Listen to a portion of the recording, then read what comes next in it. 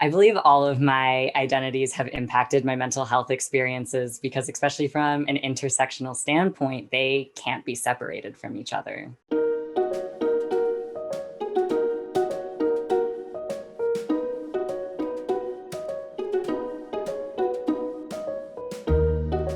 Intersectionality is this sacred gift we each have been given that makes us uniquely human by allowing us to hold so many different aspects of what makes a composite of us.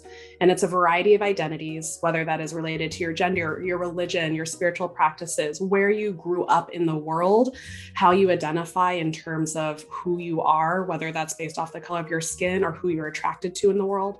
All of these things are the beautiful complexity of us, and we need to recognize that they interweave together. The intersections that I exist in would be gay, Filipino, Asian, that I'm middle class, and there's a bunch more. I live at the intersections of being a young, white, queer, mad person. I am Indigenous First Nations, Plains Cree. I self-diagnosed with depression, suicidal thoughts, and also PTSD. My intersectional identities that I occupy are gender, race, sexual orientation, or identity. And then obviously I'm not straight size, so I have a fat body.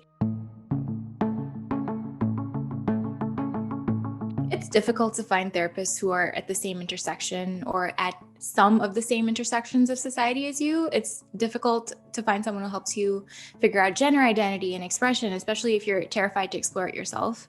It's scary talking about your sexuality. It's even more complicated finding someone who understands how race can affect those dynamics. I feel like people get all of me wrong. It's kind of hard to pinpoint like which identity they misconstrue. You know, I've always gone like, you're not Black enough, or you're too like racially ambiguous to be Black. And then also like not having a socially normative body. Advice I would probably give to other people is just like take your time with like what you're feeling and always process and validate your own feelings. Because sometimes you may not be comfortable with sharing whatever you've been through or whatever you're going through with other people. But like whenever you're ready, just go to a person you completely trust. I would tell someone else who's living at similar intersections to me to really prioritize a couple of things. One is definitely their own emotional health. Second would be to really try and build like a small community of people that they trust. And the third thing I would say is to really not give up on any dreams or passions they have just because of like the mental health struggles they might have or the traumas they might have faced.